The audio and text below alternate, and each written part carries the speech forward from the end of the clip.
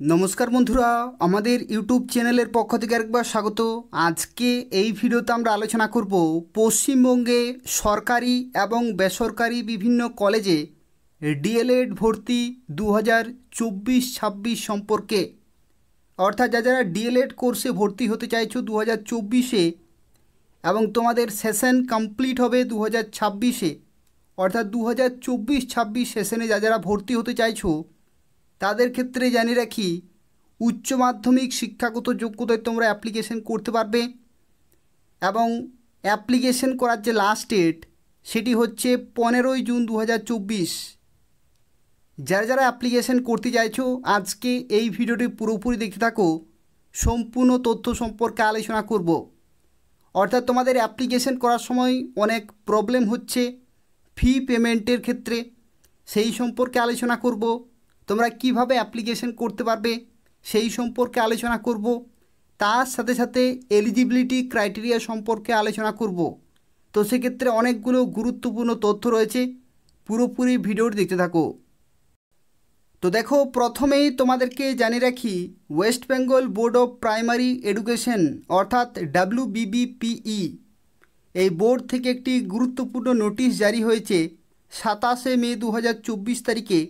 এবং এই নোটিশে দেখো বলা হচ্ছে যে অ্যাডমিশনের জন্য যে ফর্ম ফিল আপ শুরু হয়েছিল সেই ফর্ম ফিল আপ করার যে লাস্ট ডেট সেটা কিন্তু এক্সটেন্ড করা হয়েছে। এখানে দেখো বলা হচ্ছে 2024-26 অ্যাডমিশনের জন্য যারা ফর্ম ফিল আপ করছিলে তাদের ক্ষেত্রে দেখো বলা হচ্ছে extended up to 15th June 2024, অর্থাৎ 15ই জুন 2024 পর্যন্ত তোমরা অ্যাপ্লিকেশন করতে পারবে। এবং যারা অ্যাপ্লিকেশন করেছো খুবই ভালো।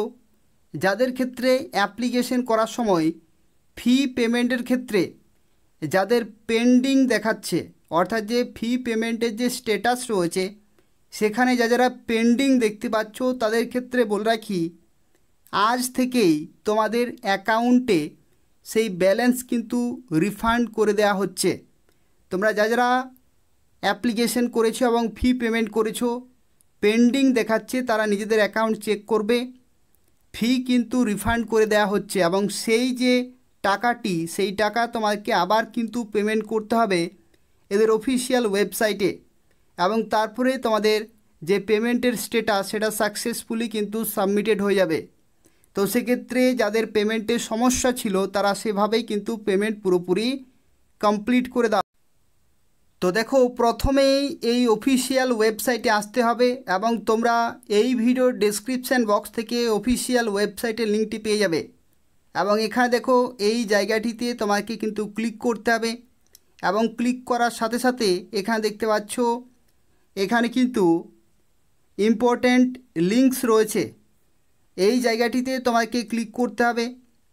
এবং ক্লিক করার সাথে সাথে তোমরা এখানে দেখতে পাবে অনেকগুলো কিন্তু এখানে তথ্য লেখা রয়েছে। এখানে দেখো বলা হচ্ছে online application for admission to 2-year DElEd course. যারা অ্যাপ্লিকেশন করতে চাইছো তাদের ক্ষেত্রে এই লিঙ্কে ক্লিক করলেই তোমরা অ্যাপ্লিকেশন ফর্ম পেয়ে যাবে এবং সেটি ফিল আপ করতে হবে এবং ফাইনালি সাবমিট করতে হবে।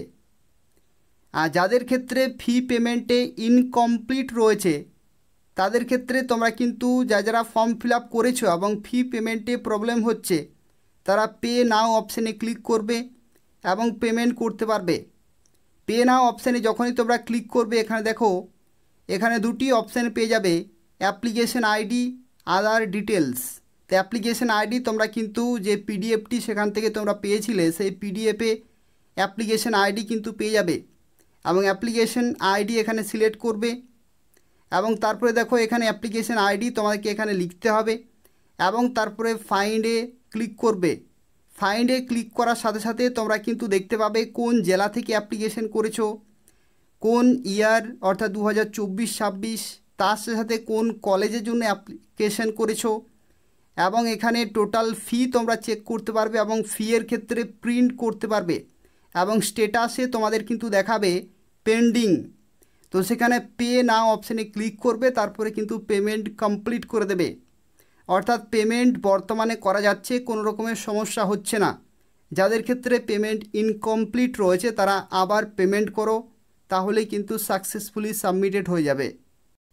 তো দেখো, এরপর আমরা আলোচনা করব এলিজিবিলিটি ক্রাইটেরিয়া সম্পর্কে, অর্থাৎ কারা কারা এই কোর্সটি করতে পারবে বা কারা কারা অ্যাপ্লিকেশন করতে পারবে।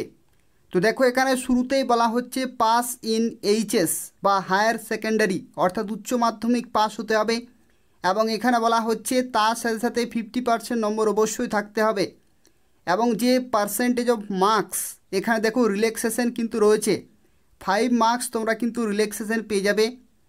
যারা রয়েছে SC ST OBC A OBC B PWD এবং এক্স সার্ভিসম্যান, তো সেক্ষেত্রে তোমাদের 45% নম্বর থাকলেই তোমরা এই সমস্ত ক্যাটাগরিতে অ্যাপ্লিকেশন করতে পারবে।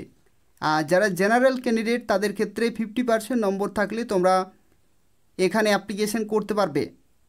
আর তার সাথে সাথে এখানে আরও একটি গুরুত্বপূর্ণ তথ্য তোমাদেরকে জানিয়ে রাখি, তোমরা অনেকেই আগের ভিডিওতে কমেন্ট করেছিলে যে কোন কোন জেলাতে কোন কোন কলেজগুলি রয়েছে, অর্থাৎ সরকারি এবং বেসরকারি, সেই সমস্ত কলেজগুলি কোন কোন জেলাতে রয়েছে এবং কতগুলি সিট রয়েছে সেই সম্পর্কিত তথ্য কিন্তু অনেকেই জানতে চেয়েছিলে।